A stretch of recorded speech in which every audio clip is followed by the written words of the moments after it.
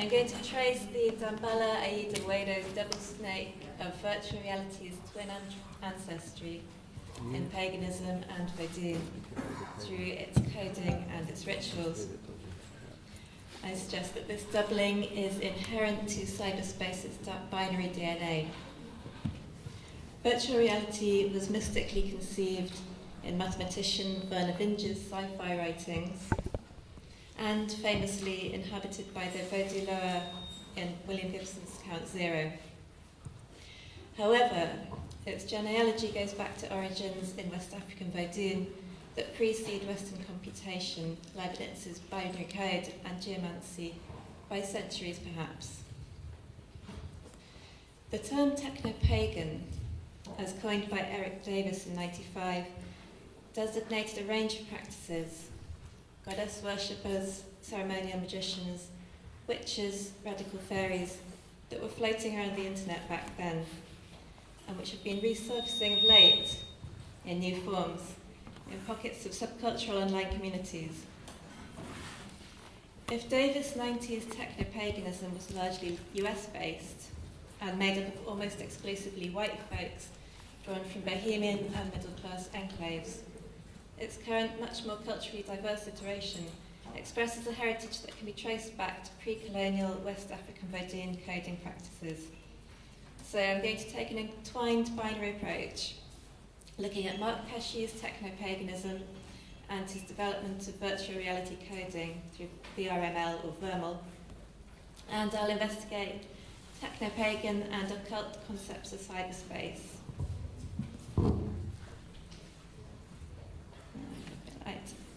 And the way this is structured through its VRML code, its psychic architectures, hermetic glyphs, idea spaces, sigils and rituals performed on the virtual astral plane.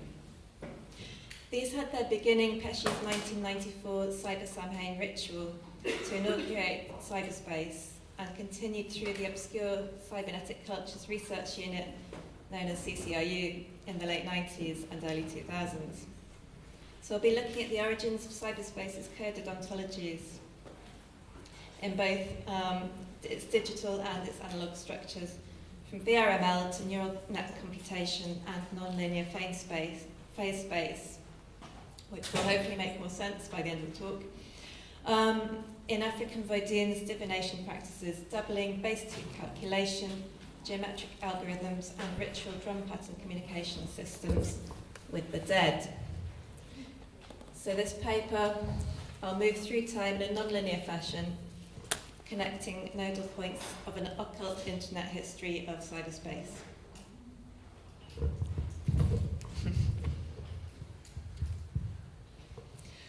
When I talk about cyberspace, I'm using it very specifically in the sense that Pesce uses it, the 90s cyberculture sense, in relation to virtual reality. The idea of creating or rediscovering a multidimensional world through code. As Pesce says, in the beginning was the code, and the code was hanging out with God.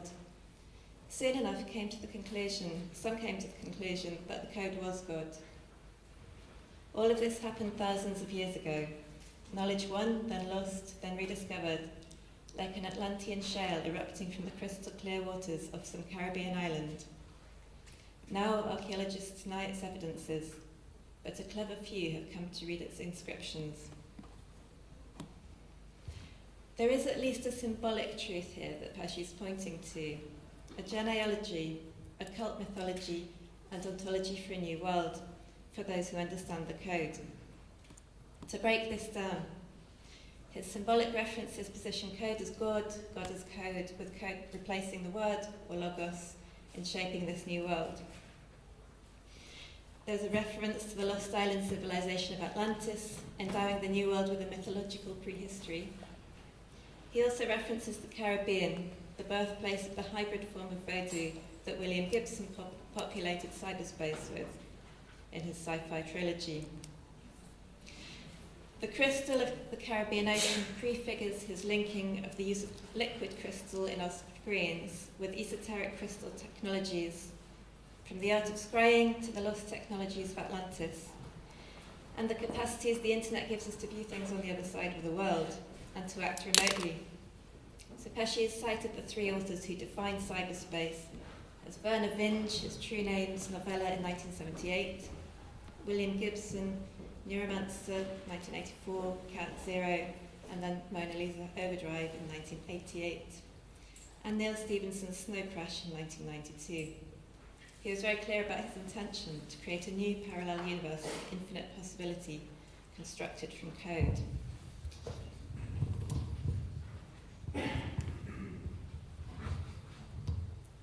Next slide. Got it.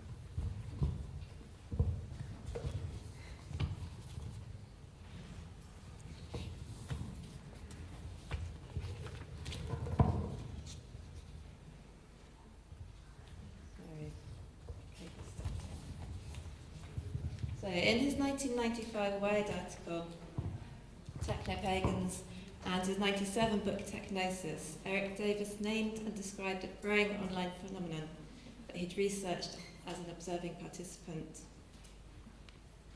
The 90s and early 2000s saw a minor spate of publication related to techno-pagan practice, from books about cyberculture such as those by Davis and Mark Derry, to manuals for online magical practice. In a survey by Steph Orpers, he states, a qualitative analysis of Wired magazine from 1993 to 2000 shows that various computer specialists who are supposed to be the pioneers of a rational, secular and disenchanted society can be seen as techno-animists. They consider our new technological surroundings as an intelligent, autonomous force and express feelings of humility. Exemplary for this phenomenon is a group of ICT experts who refer to themselves as techno-pagans. One of these Silicon Valley tech people was Mark Pesce. He was interviewed by Steph Orpers, who says, I went to San Francisco and started working in virtual reality. Thinking about virtual reality and now starting to work in it as a programmer and designer and trying to create it, I now start to see correlations between what we would call magical thinking and what we would think of as the designer, as the ontology of cyberspace. And it starts changing the way I think the world is constructed. This starts to have an influence on my technical practice. It starts to feed back on my ontological understanding of the world. And that just became a feedback until I ended in this place that you can call techno-paganism.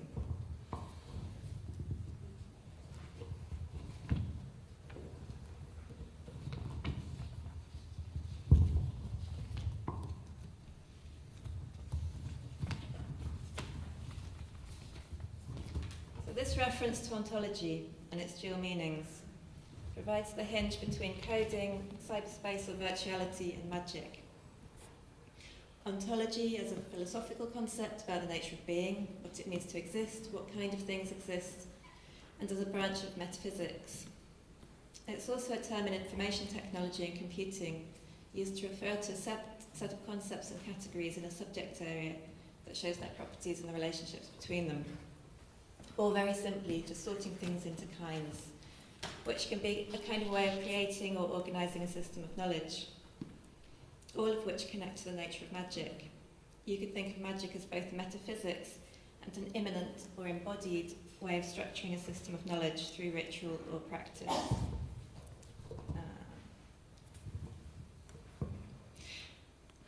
The deep ontology of cyberspace is mathematical. As techno-pagan programmers interviewed by Steph Orpers in 2001 say, there are levels in computers that most people have never seen. Some point out the mystery of the zeros and ones that meet each other in the deeper layers of the computer. Where do these zeros and ones come from? Leibniz invented the modern binary code system, but his idea didn't appear out of nothing. Binary mathematics already existed in immanent forms. Leibniz became aware of the binary system, or binary mathematics, through both the I Ching and through the mystic Raman Lull's logic machines. He just saw a new application for it and theorized it through Western mathematical forms. Stephen Skinner suggests that African geomantic divination came from the Arabic divination system, Ilm al-Ramal, the science of sand, But Ron Eglash's research and work in ethnomathematics makes a convincing case for it originating the other way round, as African thought possessed a long tradition of binaries. Ethnomathematics, or mathematical anthropology, looks at the mathematical modelling of social and material cultures.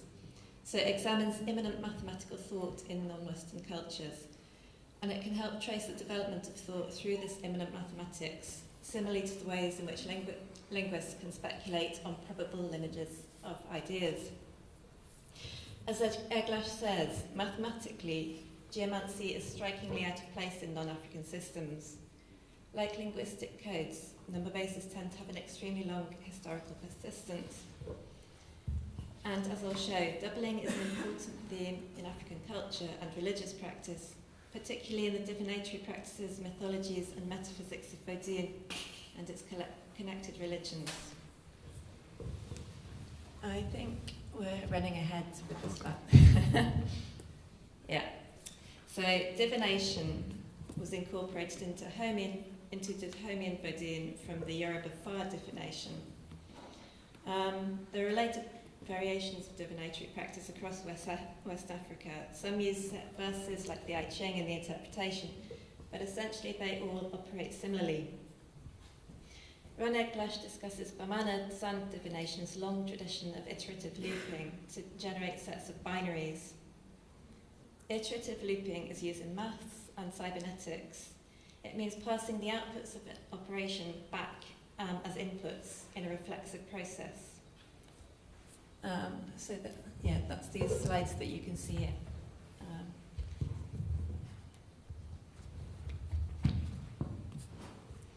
In Bamana divination, binaries are created by drawing 4 sets of random dashes in the sand, pairing them and recording the odd and even results to generate a symbol. This process is repeated 4 times. The resulting symbols are each paired to generate 2 more symbols. So some of you may recognize this structure. The 16 possible... I've lost my place.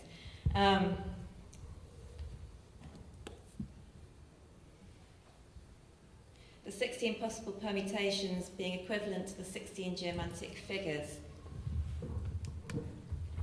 For those of you who are versed in geomancy. So in both traditions, each represent a particular thing, such as travel or desire, for example. And in Bamana divination, each symbol's meaning is also assigned a position or a house where it belongs. So the symbols and their positions are read in relationship to each other. So if you have desire in the house of travel, it means a desire to travel. So this process codes self-generated variety through binaries. Eglash describes it as a similar system in principle to Master Morse's nonlinear dynamics chaos model for self-organizing systems. And self-generated variety.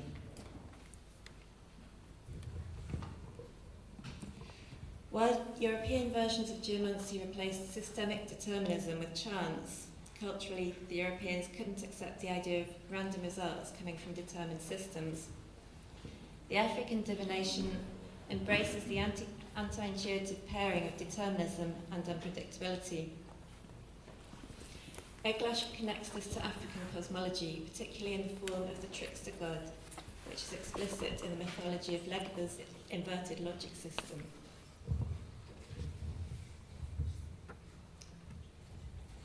The trickster god has many variations on his name, as he moves between Yoruba, Fon, Mina, and Yue-speaking peoples of Africa, and his diasporic identities in Haiti, Cuba, Puerto Rico.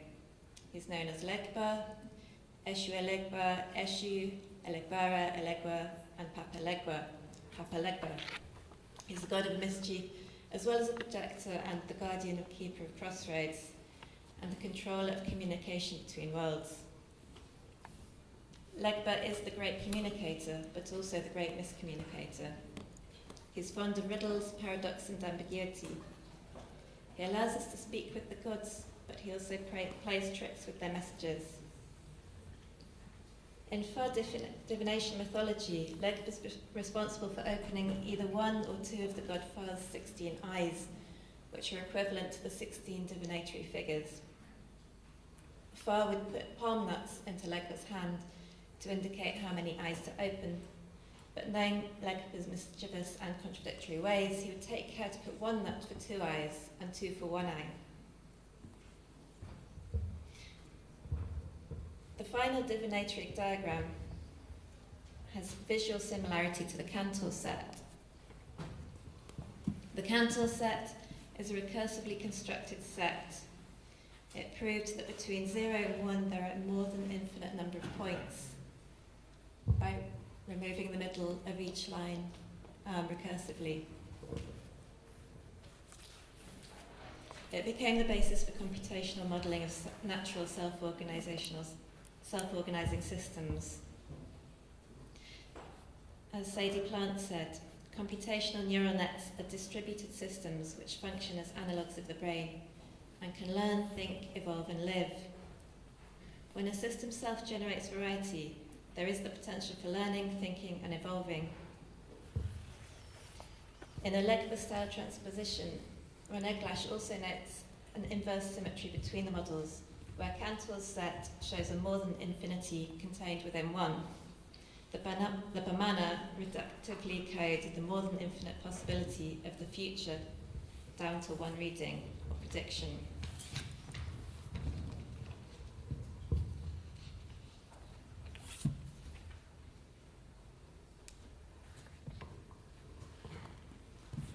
West African divinatory spiral waveform symbols represent life force, such as like that, which are often diagrammed in relation to the transference of the life force in sacrificial offerings. In Vodun, this is connected to communication and particular drum patterns used in Vodun rituals, the offbeat phrasing of African music, which visually and rhythmically represent geometric algorithmic structures, are a technology for communication with the dead. This is also an example of a recursive analog system, which have an equivalent in Western mathematics. In European mathematical physics, these are known as Chladni patterns, and they've been an important source for the development of theories of waves and vibrations. So both the Cantor set and the divinatory diagram prefigure the concept of phase space. In dynamical system theory, phase space is a space in which all possible states of a system are represented, with each possible state corresponding to the one unique point in the phase space. Binary zeros and ones make up the substrate of cyberspace, the substrate of digital computing, while the space between the ones and zeros contains self-organising systems of infinite possibility. As Mark Pesce says, the 1 and 0 states of digital circuitry exclude an unpredictable dynamic middle, a narrow band of intense nonlinear activity. The VRML language that Pesce invented in the mid-90s sat on top of the binary code layer and below the graphical user interface as an intermediate translator that interfaced with the HTML script. VRML, like all computer programs, conveyed instructions while the binary code carried them out. Computer wizards wrote the commands, while the GUI allowed non-initiates to interface with those systems. VRML was a scene description language, not a programming language. It was text-based computer language, a digital incantation that created static scenes. According to Pesce, the essence of VR is communication and experience, not reality and immersion. Pesce's VRML manual was itself structured like a pagan ritual.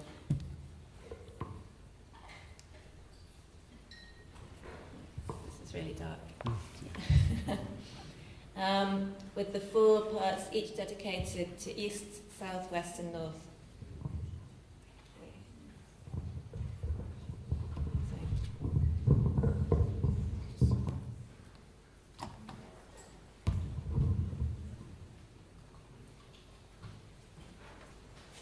Structure, like a pagan ritual, with 4 parts, each dedicated to east, south, west and north, and various pathways through it, such as novice, hacker, designer. The design of cyberspace itself is along the lines of physics, or rather the metaphysics of astral or sacred space. Pesce is convinced that after a period of 3 centuries of rational, technical and analytic thinking, we are re-entering an age of magic.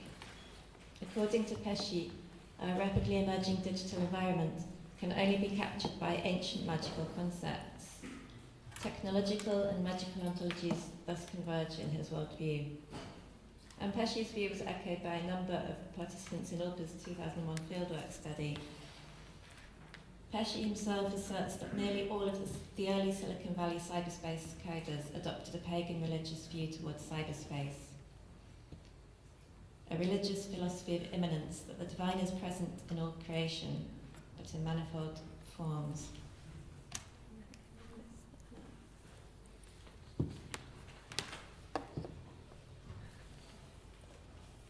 This is from Pesce's inaugural Cyber Samhain ritual in 1907, which makes overt the connection that he made between the occult geometries and cybernetic form.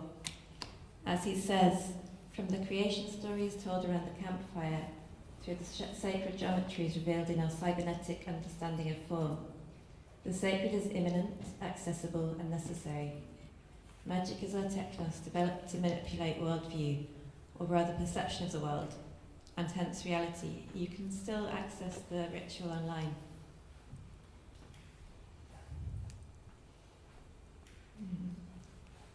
So Mont Pesce overtly links his technical practice to inspiration from sci-fi and cyberpunk. In William Gibson's cyberpunk scroll trilogy, Vodou entities manifest through computer code. The Vodou Loa, or gods, are stalking cyberspace. Or more accurately perhaps, cyberspace has been appropriated by Vodou as a vector for its operations. As one of the characters says, he doesn't care if it's a religion. Vodou is a structure, a system. It isn't concerned with notions of salvation and transcendence. What it's about is getting things done. That's from a line in the novel. And Gibson's reading of Vodou is echoed by Dana Rush's, for example, extensive field research in Benin. There's no sacred text in Vodou, but it's a constant contingent and action and revision. It is a practice. Vodou originated in West African Vodou and crossed to the New World with the Middle Passage. Forms of Vodou are practiced across West Coastal Africa. Most of the not vast literature on African Vodou centres around Benin, where the former kingdom of Dahomey was located, and Togo. And it's also related to the Yoruba Orisha. Gibson's version of Vodou has been gathered up into the occult mythology of cyberspace. But also Vodou practice and mythology is immanent to some of cyberspace's key founding concepts and deep systems, particularly in the Loas Legba and Dambala. In Gibson's Count Zero, the Lower Legba guards the entrance to cyberspace. This is his veve. Legba, the god of the crossroads, is symbolic of the place where heaven and earth meet, and communication between the spirit and human worlds.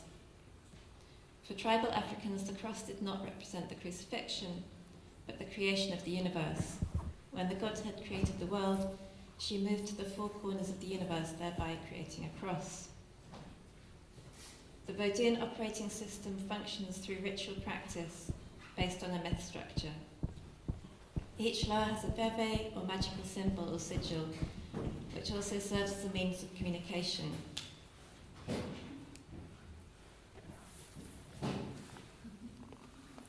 Possession trances occur on successful contact with the Loa, and the particular Loa contacted is said to ride the possessed.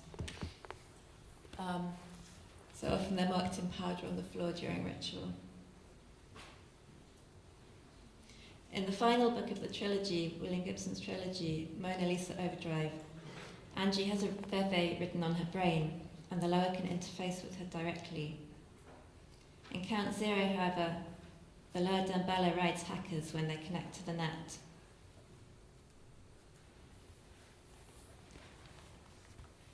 Think of Jackie as a deck, Bobby, a cyberspace deck. Think of Damballa, who some people call the snake, as a program. Say as an icebreaker. Damballa slots into Jackie's deck. Jackie cuts ice. That's all. Damballa Wedo is the serpent lower, the white python god, source of life. His verve is commonly depicted with two snakes. That's Damballa and his female partner snake, Aida Wedo. So together, Damballa, Aida Wedo. Coil like the DNA double helix, reflecting the binary structure of life's beginnings. And cyberspace began with Werner Vinge's multidimensional astral plane framework, which he called the other plane, a data space enabled through EEG inputs and outputs, whose operators are warlocks. Pesce states that Vinge laid down the operating laws for the first quarter century of research into virtuality.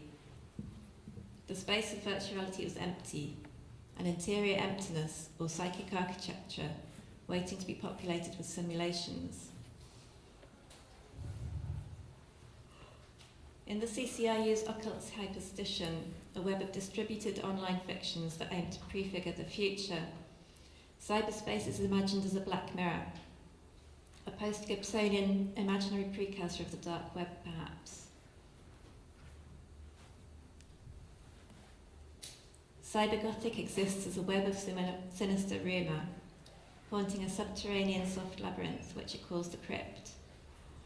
Buried deep within the primal sediment of the infoplex, and shrouded in a crawling fog of digital camouflage, it isn't easy to find, but there are clues.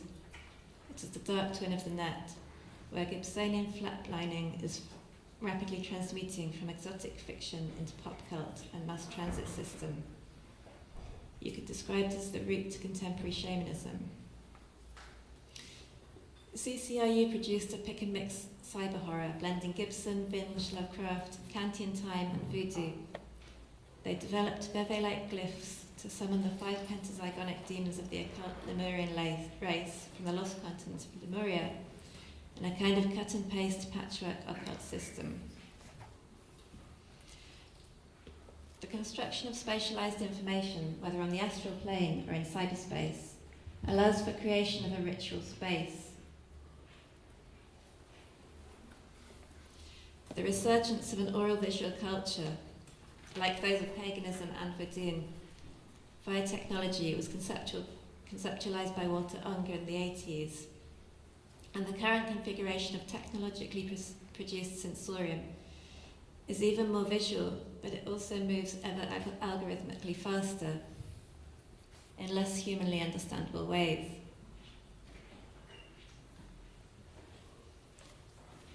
A techno-pagan called Reason suggests the future will look very much like the way our ancestors thought their world looked. Artificial intelligences, those will be our spirits, because once we've built them, they will be too complex for us to understand. And you will deal with an artificial intelligence the same way you deal with a spirit. You make bargains, you talk to it, try to understand it, but it will always have that greater advantage over you.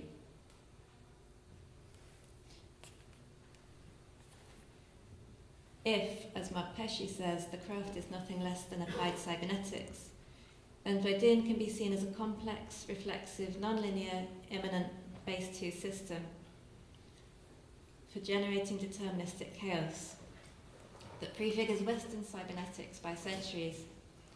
It should therefore not be a surprise that William Gibson's Sprawl trilogy became the vector for the lower that provided Pesce's myth structure of cyberspace. Thank you.